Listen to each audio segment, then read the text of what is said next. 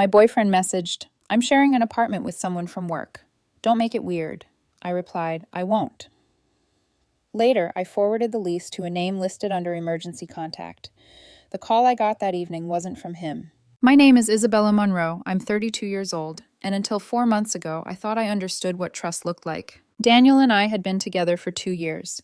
We met on a dating app, bonded over hiking trails and terrible horror movies we both pretended weren't predictable. He was 34, charming, without trying too hard, worked in marketing for a tech startup. The kind of man who made you feel chosen. For the first year and a half, we were solid, not perfect, but balanced. We didn't live together. We liked our independence. I'd stay at his place 3 nights a week. He'd stay at mine. It felt healthy. Then his rent started becoming a recurring topic. "They raised it again," he'd sigh, scrolling through listings. $2,000 for that shoebox. I offered more than once to find something together. Split costs. Build something shared. He always smiled gently. "I'm not ready to live with a girlfriend yet. It's not about you. It's just timing." I respected that. I didn't want to rush him. But he kept complaining about money, about how he wasn't saving, about needing something cheaper. 3 months ago, he mentioned a coworker who was also apartment hunting. "Would it bother you?" he asked casually while we were watching a movie, "if I got a place with someone from work?" "Why would it bother me?" I said, meaning it. "Is it a guy or a girl?" A pause, small but real. "A girl, but it's not like that. She's practically engaged." I told myself not to be insecure, not to be dramatic. Trust is a choice, right? So I chose it. Over the next few weeks, he talked about showings, bad neighborhoods, overpriced units. Then 6 weeks ago, he texted, "Found a place. Signing next week. 2-bedroom. Cuts my rent almost in half." I congratulated him. Asked to see it soon. The move happened 2 weeks later. I offered to help. "We've got it covered," he said. "Her friends have a truck." After that, everything shifted. The first week, he was exhausted. Second week, texts slowed. Replies took hours. Third week, canceled plans. Constantly. Roommate has people over. Too tired. Work thing came up. When we finally met for lunch, he seemed distracted, checking his phone, smiling at messages he didn't explain. "Is everything okay?" I asked. "Yeah, just adjusting." I asked his roommate's name. Another pause. "I haven't really introduced you to my work friends." That wasn't true. I'd met several before. But I let it go. 4 days later, that text came. "I'm sharing an apartment with someone from work. Don't make it weird." We had already discussed it. Why phrase it like that?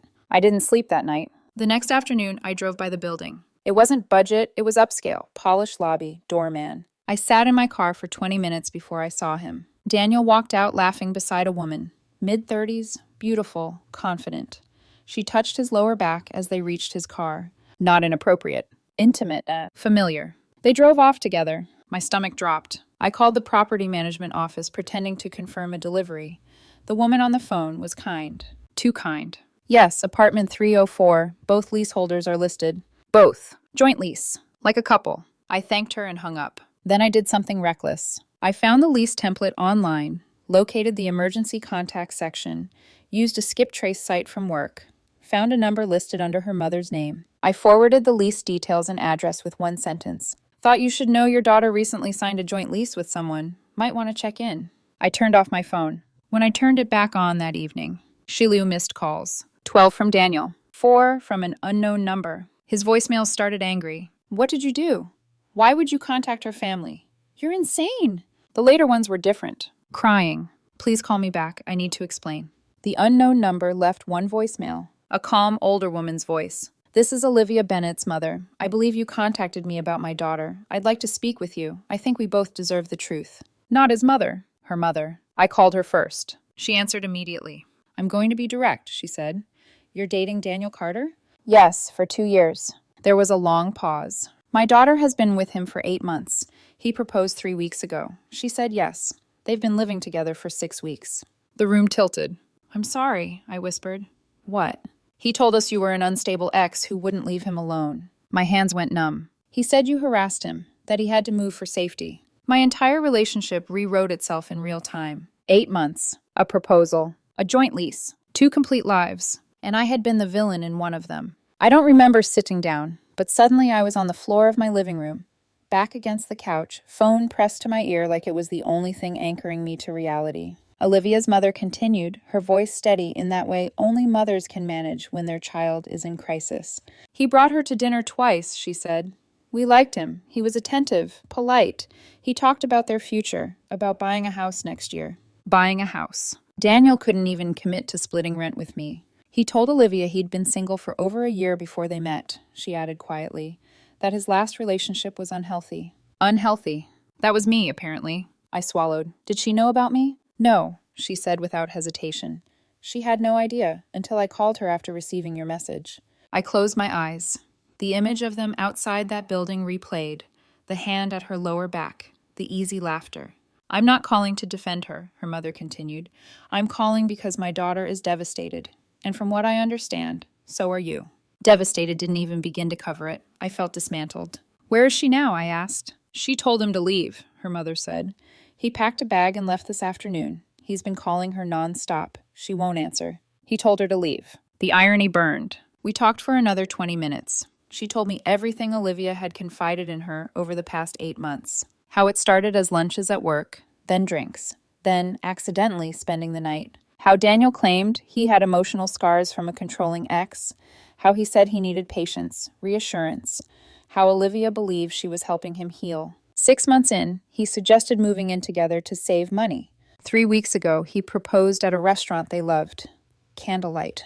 A rehearsed speech. She said yes, while still texting me goodnight. When we hung up, I stared at my phone as Daniel's name flashed across the screen again. Incoming call. I let it ring. A text followed. Please let me explain. It's not what you think. Not what I think? You're engaged to someone else, Daniel. Another text. I was going to tell you. I just didn't know how. I typed back. I know everything. Do not contact me again. He called immediately. Declined. Again. Declined. Then, I love you. This got out of control. Out of control, like it was a spilled drink. Not 8 months of calculated deception. I blocked him. Then I did something I didn't expect. I cried for Olivia. Because in some twisted way, she and I were standing in the same wreckage. 3 days later, I received an email from an unfamiliar address. Subject, we need to talk. It was from her. Olivia. The email was long, painfully detailed. She wrote out their entire relationship from her perspective. How professional it had been at first. How he'd been respectful. How careful he'd seemed about boundaries. She included screenshots, photos, a picture of the ring. I stared at it for a long time. Simple, elegant, probably expensive. I wondered if he'd ever looked at me that way when he planned something for us. I'm not sending this to hurt you, she wrote at the end. I'm sending it because he told me you were unstable, that you were obsessed with him. I believed him. My mother didn't. She made me verify everything. I feel sick, I feel stupid, and I think you deserve proof that you weren't crazy. Proof, as if the hollow ache in my chest wasn't proof enough. I replied thanking her, asked if she was willing to talk. She called within minutes. Her voice was hoarse, like she hadn't slept. We compared timelines. Weekends he told me he had family obligations. He was with her. The weekend she thought he was visiting cousins. He was in my bed. He made me feel chosen, she said quietly, like I was special. He made me feel safe, I replied. We both laughed. Brittle. Humorless. The craziest part, she said after a long silence, is I thought I was getting all of him. You were getting about 40%, I said. Same as me. And 100% lies. She told me she'd already boxed his belongings. Left them with the building manager. She was breaking the lease. Didn't care about penalties. I can't stay there, she said. Everything feels contaminated. I understood that word too well. Has he tried contacting you? I asked. Constantly. He says he panicked, that he loved us both and didn't know how to choose. There it was. The truth. Not confusion. Not accident. Indulgence. He never apologized, she added. Not really. Every message is about his feelings, his stress, his fear. That tracked. We ended the call gently. Not friends, but something adjacent to it. Two strangers forced into an alliance by betrayal. The next week felt surreal. I took time off work, told my boss there was a family emergency. It wasn't a lie. My reality had collapsed. I replayed the past 8 months like a crime scene reconstruction. The night he got defensive when I stopped by unannounced. The business trip where he posted nothing, but I saw Olivia had tagged a restaurant in the same city. The necklace he wore once, one I'd never seen before. He'd said it was a gift from a cousin. Everything reassembled into something grotesque and obvious. I hadn't missed red flags. I had explained them away. Because love makes you generous with excuses. Then came the next wave. Mutual friends started reaching out. At first, cautiously, then bluntly. Isabella, what's going on? Apparently, Daniel had been telling people his version. That I'd become controlling. That I was jealous of his career. That I'd harassed him and his roommate. That he'd considered filing a restraining order. A restraining order. For what? Forwarding a lease to a mother? I met two of our closest friends for coffee. I brought everything. Screenshots. Emails. The lease details. The timeline. They sat there in stunned silence. He told us you isolated him, one said softly. That you'd get angry if he saw friends. Did you ever see that? I asked. They shook their heads. No, you were always supportive. The story unraveled quickly under scrutiny. But not everyone wanted scrutiny. Some chose his version. It was simpler. Cleaner. I lost 3 friends in the fallout. People who decided drama wasn't worth the effort. That hurt more than I expected. Betrayal doesn't just remove one person. It fractures the ecosystem around you. 2 weeks later, a handwritten letter arrived. 6 pages. Daniel's handwriting. I almost threw it away. Curiosity won. The letter was chaos. Defensive, emotional, occasionally remorseful, but never accountable. He wrote about feeling trapped between 2 loves. About being afraid of hurting either of us. About telling himself he'd figure it out soon. I never meant to hurt anyone, he wrote. I just didn't know how to stop. You stop by stopping, Daniel. The letter ended. What we had was real. I hope someday you can forgive me. I folded it carefully and put it in a drawer. Not as a keepsake. As evidence of how someone can write 6 pages without ever once saying, I chose this. I didn't respond. And for the first time since everything exploded, I felt something unexpected. Not rage. Not heartbreak. Clarity. He hadn't loved 2 women. He had loved being wanted by 2 women. And those are not the same thing. By the 3rd week, I thought the worst of it had passed. I was wrong. Reputation moves faster than truth. It started subtly. Fewer invitations, slower replies in group chats, the quiet shift in tone when mutual friends spoke to me. Then one evening, my phone buzzed with a message from Hannah, someone Daniel and I had both known for years. Can we talk? We met at a small wine bar we used to double date at. The irony wasn't lost on me. Hannah didn't ease into it. Daniel told us you've been harassing him. I held her gaze steadily. Define harassing. He said you contacted Olivia's family to intimidate them, that you've been unstable since the breakup, that he moved in with her because he felt unsafe. Unsafe. The word felt surgical, carefully chosen. I took a slow breath and opened my phone. I showed her the timeline, the lease confirmation, the email from Olivia, screenshots of Daniel telling me he loved me the same week he proposed to someone else. Hannah's expression shifted from confusion to horror. He told us you were obsessed, she whispered, that you wouldn't let go. I let go the moment I knew, I replied quietly. And that was the truth. What shocked me wasn't that he lied, it was how strategically he lied. He painted himself as trapped between a jealous ex and a fragile fiancé. He portrayed himself as overwhelmed, pressured, victimized. The man who couldn't choose suddenly became the man who had no choice. It was almost impressive. Almost.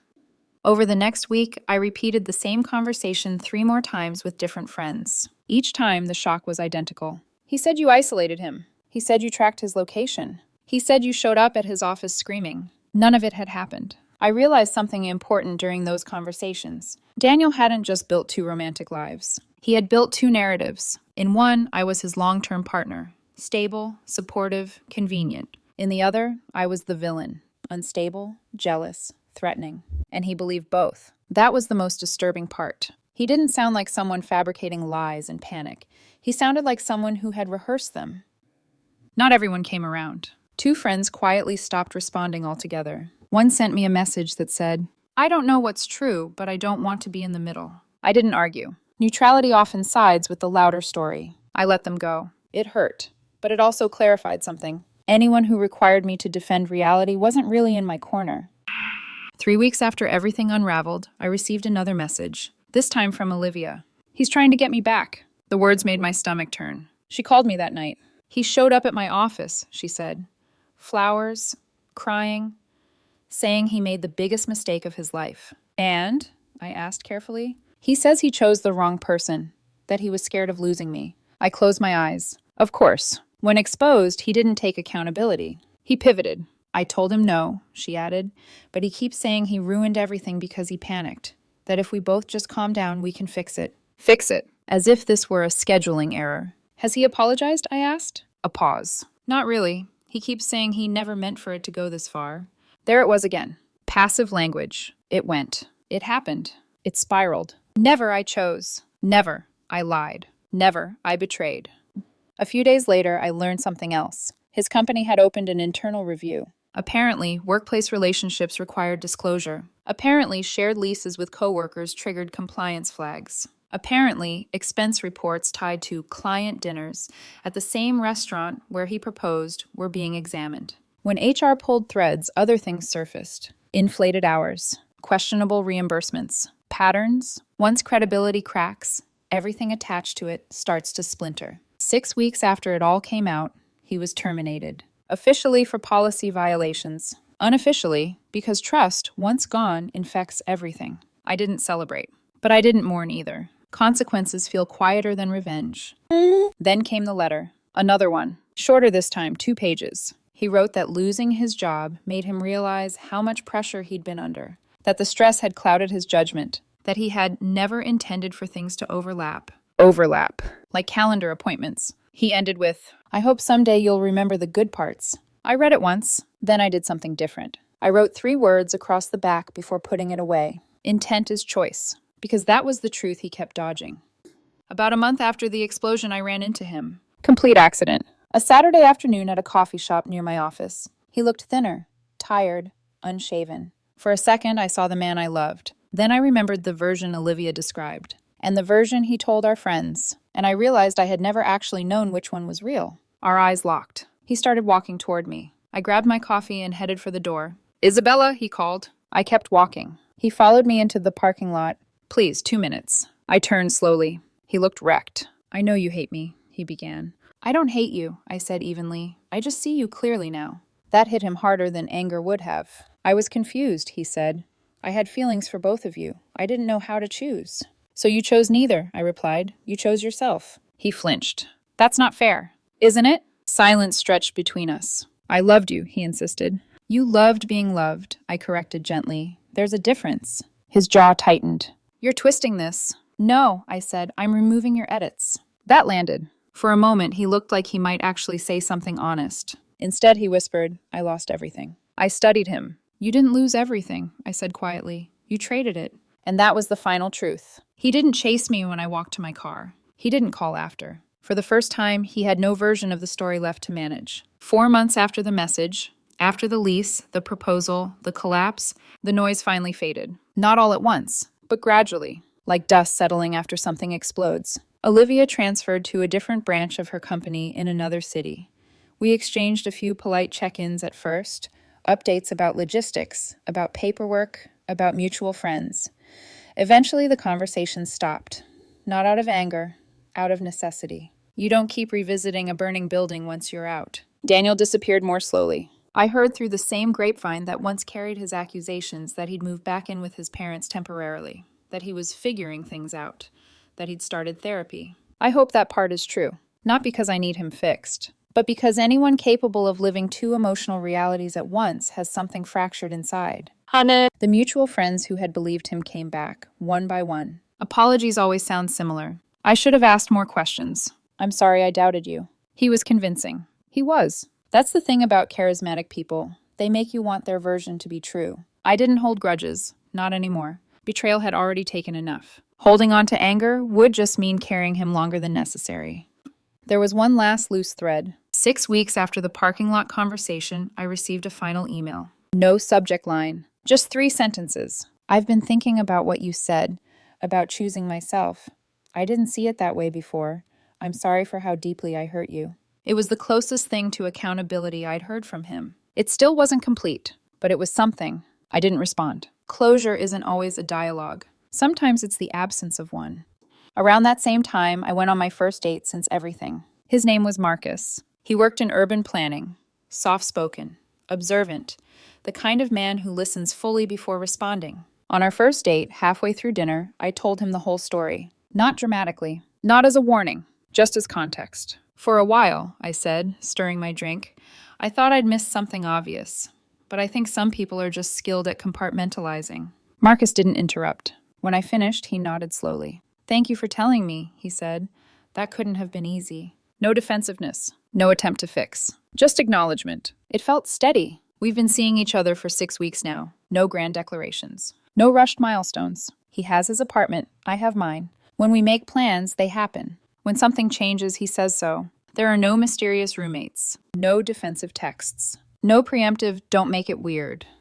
I still think about it sometimes. About the night I sat in my car watching him laugh with her. About the moment Olivia's mother said, "He proposed." About the way my reality shifted in a single phone call. I used to replay it, searching for missed clues. Now I replay it differently, not as self-blame, but as evidence of something else. I trusted, fully, openly, without suspicion. That's not weakness. That's courage. The mistake wasn't loving him. The mistake was ignoring the quiet discomfort when something didn't align. That small hesitation when he paused before saying it was a woman. The defensiveness in that text. I'm sharing an apartment with someone from work.